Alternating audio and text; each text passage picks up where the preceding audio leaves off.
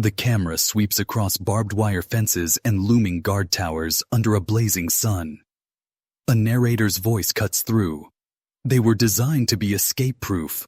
Concrete fortresses, sealed doors, 24-hour surveillance. Yet in the shadows of America's and the world's toughest prisons, some inmates still dared to dream the impossible, getting out.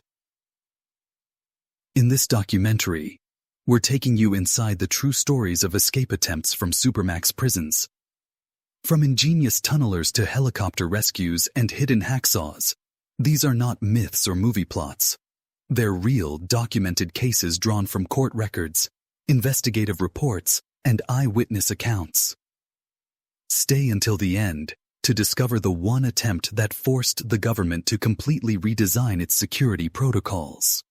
This is Escape Attempts from Supermax Prisons, the true stories. Why Supermax prisons exist. Before we dive into escapes, viewers need to understand the backdrop.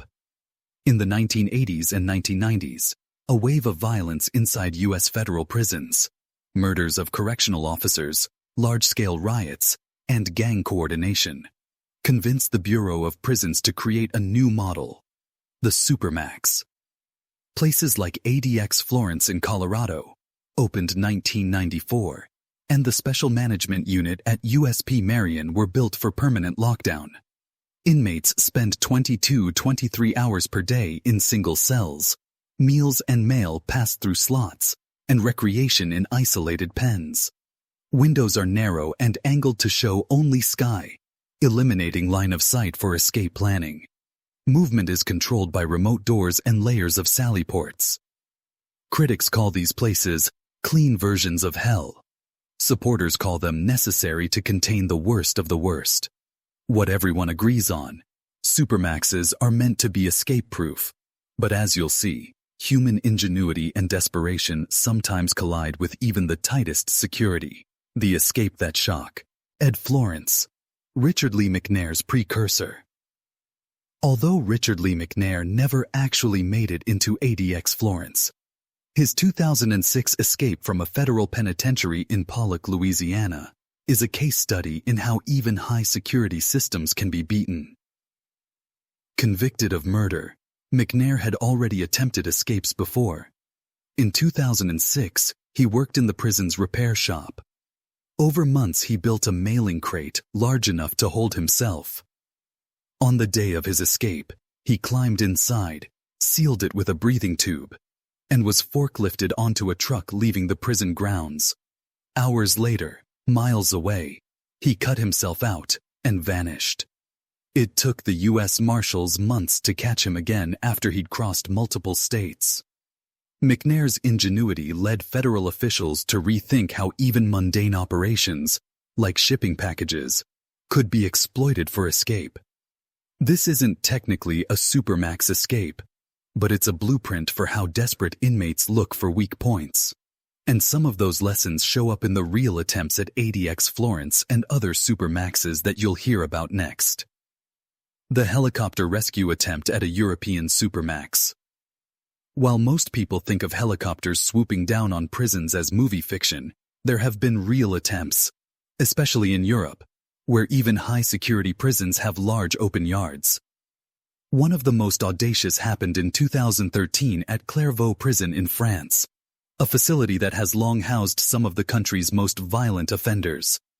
The plan: outside accomplices hijacked a small helicopter and forced the pilot to fly toward the prison yard. Inside, a notorious armed robber had prepared to run. The idea was simple: land, load, lift off, and vanish before guards could react. The reality: French security forces had been tipped off. As the helicopter hovered over the compound, sharpshooters and armored police surrounded the perimeter. The pilot, panicked by warning shots, veered away, and the plan collapsed. The inmate never made it out of his cell block. The helicopter landed a few miles away where the attackers fled on foot. Why it matters. This attempt made headlines across Europe and spurred new security measures. Netting over exercise yards, heavy cables strung between towers, and radar detection for low-flying aircraft near prisons. It showed that even escape-proof facilities can be vulnerable to creative external attacks. For viewers, this story functions as the first heist movie beat of the documentary. Except it's all real, drawn from court files and contemporaneous news reports. The Tunnelers of Mexico's Altiplano prison. Perhaps the most infamous modern escape from a Supermax was Joaquín El Chapo Guzmán's 2015 breakout from Mexico's Altiplano Federal Social Readaptation Center No. 1, a prison billed as the country's highest security facility. The plan. Over months, Guzmán's cartel engineers dug a mile-long tunnel from a construction site outside the prison directly to the shower area of his cell. The tunnel was equipped with ventilation, lighting, and a modified motorcycle on rails to speed his escape. The reality. On July 11, 2015, security cameras showed Guzmán walking into the shower area and disappearing behind a partition. By the time guards reached the cell, he was gone. The hole in the floor led to a perfectly engineered passageway, and by nightfall, he was free. Why it matters. This escape embarrassed the Mexican government, led to multiple arrests of prison officials, and triggered a worldwide manhunt.